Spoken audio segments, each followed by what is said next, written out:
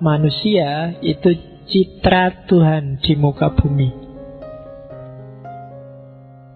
Ya kan? Makhluk di antara semua ciptaannya Allah yang paling mirip dengan dirinya itu manusia. Dirinya pasti bukan fisik, jadi bukan wajah. Karena Allah pasti tidak punya fisik kayak kalian. Di Quran disebut Allah punya tangan, punya mata, pasti tidak kayak kita. Jadi kemiripan itu pasti di luar itu. Maka jangan dibayangkan Allah tinggi besar, jenggotnya panjang. Dulu kamu kecil mungkin gitu kan, bayangkan Allah itu di atas besar, ngelihat ke bawah, jenggotnya panjang, rambutnya panjang, pakai jubah. Enggak. Jangan dibayangkan fisik. Kita mirip Allah tidak dalam hal fisiknya. Di beberapa konsep, paling tidak di 4 hal itu. Yang pertama, dalam hal spiritualitas, dalam hal kecerdasan, akal, punya keinginan, kita punya keinginan, Allah juga punya keinginan. Dalam hal pengetahuan dan cinta, kita tahu sesuatu, Allah maha tahu. Kita cinta sesuatu, Allah maha cinta. Dan yang keempat, dalam hal kebebasan, kita oleh Allah dipinjemi kebebasan. Itu yang bikin kita mirip Allah.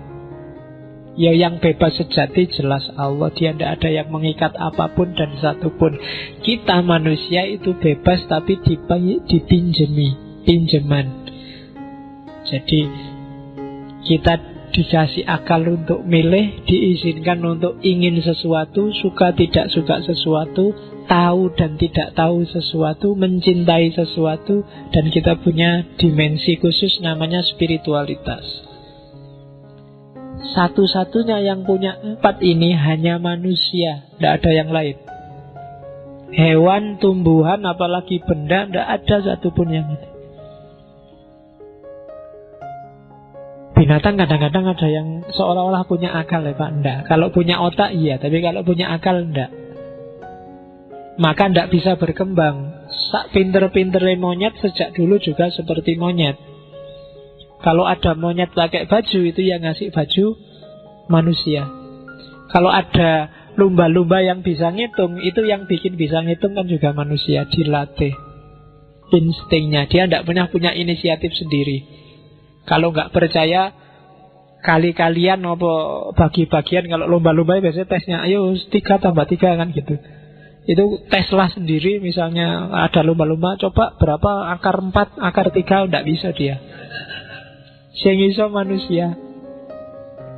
Jadi spiritualitas apalagi hanya manusia yang punya. Semua yang selain manusia tidak ada pilihan. Hidupnya pasti seperti itu. Dan hidupnya pasti merealisasikan, mewujudkan sunatullah. Sehingga dalam konsep kita, semua makhluk itu bertasbih, semua makhluk itu tunduk patuh pada Allah. Karena memang dia tidak punya alternatif lain, hanya itu. Beda sama manusia. Maka manusia itu semacam citranya Tuhan. Kalau di kita, manusia itu khalifah, wakilnya Tuhan. Wakil itu kan ya paling tidak kan mirip sama yang diwakili dikit-dikit. Kalau beda sama sekali nggak bisa mewakili. Allah kuasa, karena kita wakilnya Allah, kita dikasih kekuasaan oleh Allah.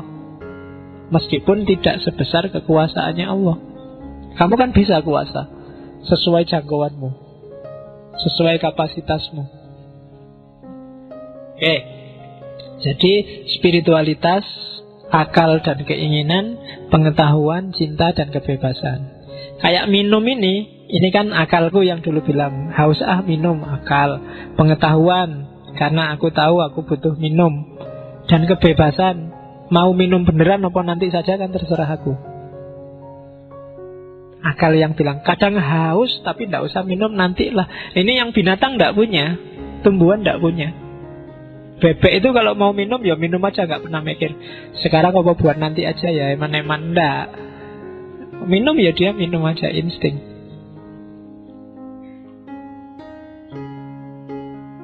Dari situlah nanti sumber hisab itu nanti dari sini semua.